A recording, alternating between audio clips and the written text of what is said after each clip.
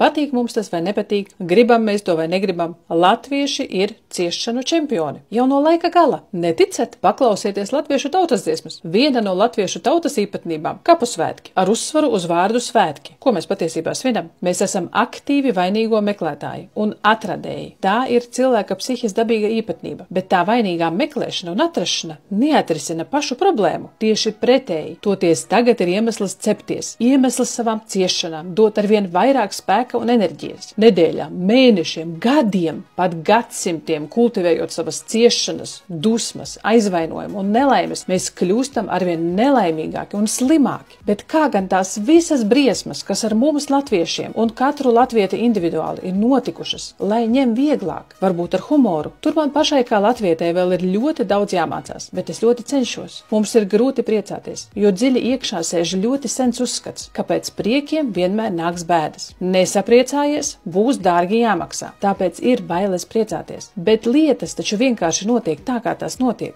Gaisma un tumsa, viena bez otras nevar, tas ir balanss. Un dzīve nav lineāra taisne, dzīve ir līkumaina upe ar krācēm un ūdenskritumiem. Mēs neļaujam sev no sirds priecāties, jo ir bailes no pēc tam gaidāmajām ciešanām. Bēdas nāks tik un tā, tas ir dabīgs dzīves process. Prieki, bēdas, laime, nelaime, panākumi un neveiksmes nepārtrauktā spirālē. Mēģināsim uz mūsu ciešanām skatīties vieglāk. Nāve. Griez kā gribi, mēs visi kādreiz nomirsim. Netaisnība. Lai cik šaušalīga tā arī nebūtu. Ok, fakts ir noticis, bet kāds ir risinājums? Ko es personīgi varu darīt, lai šo netaisnību mainītu vai vismaz mazinātu? Mēģināsim beigt graust sevi un cits citu par nodarīto. Mēģināsim paskatīties uz dzīvi vieglāk un rīkoties vieglāk. Mēģināsim caur humoru ciešanas padarīt ciešamākas. Starp citu, sāc klausīties subliminālus, lai atbrīvotos no tevi ierobežojošajiem uzskatiem, bailēm un daudzām citām lietām, kas tev traucē brīvi dzīvot.